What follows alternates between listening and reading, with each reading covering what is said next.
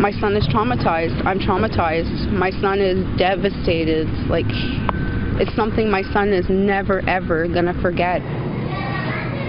A few weeks ago, Linda's 9-year-old son, Austin, started his day in a Toronto daycare. No one would have predicted the young boy would end his day in handcuffs.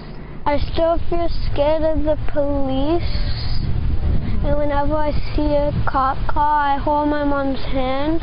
It was July 28th around the noon hour when Linda says she got a call from a worker here at the Fairbank Memorial Daycare Center. They told her her son Austin was out of control. So she left work, arrived here, and says she was surprised to find police cruisers out front. When Linda saw her son with police, he was white as a ghost. His eyes were bloodshot red. His pupils were dilated because he was terrified. And I couldn't even go near him at first because I literally almost fainted. Less than an hour before Linda arrived, Austin was in the lunchroom. I was mad. Why were you so mad? Because all the kids were calling me all bad names. Austin has Asperger's, a form of autism. He also struggles with ADHD and ODD. He says students teased him about his disabilities, and when he got angry, was contained in an empty classroom by daycare workers. The daycare says they couldn't control Austin's behavior as it quickly escalated, saying he barricaded himself in the room with desks and chairs and threw items like paint. That's when they called 911. They busted through the door with their shoulders. With their shoulders? Yeah, and then they said get on the ground, so I got on the ground. 2 cops grabbed my arms, and then he took the cuffs and put them on me.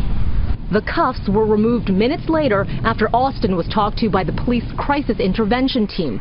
But Linda says the damage was done. She wanted answers how it could have escalated to this point. A few days ago, she met with the daycare head office. You're shaking. I am. I'm just devastated. Like, I don't even know how to approach these people now because I just feel like they just keep neglecting my son's rights. Looking for an apology, an hour and a half later, she got this.